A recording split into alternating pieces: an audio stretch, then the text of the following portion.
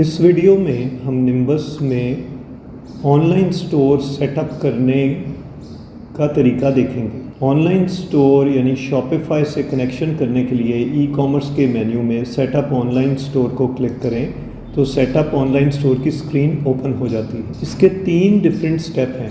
पहला स्टेप ये है कि हम इनेबल इंटीग्रेशन को चेक करें और ये तीनों क्रेडेंशियल दें, Shopify store URL, admin API की और एडमिन एपीआई पासवर्ड।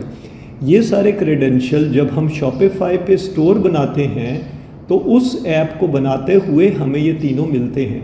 वो हम यहाँ फीड करके मूव नेक्स्ट का बटन करते हैं। इस स्टेप पर सिस्टम शॉपिफाई के क्रेडेंशियल को वेरीफाई करता है और अपना कनेक्शन शॉपिफाई से इस्टेब्लिश करता है।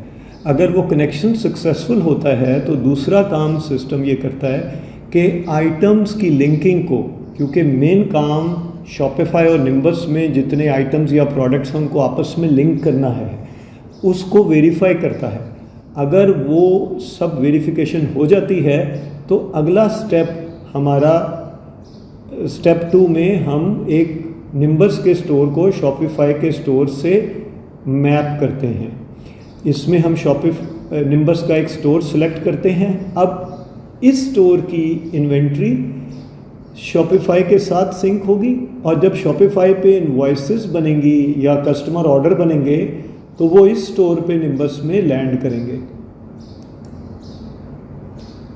तीसरा स्टेप ये है कि तमाम स्टॉक जो इस वक्त निम्बस में मौजूद है वो उन तमाम आइटम्स का जो आपस में लिंक हुए हैं वो निम्बस पे चला जाता है। मूव नेक्स्ट करने से हमारी कॉन्फ़िगरेशन सेटअप की कंप्लीट हो जाएगी।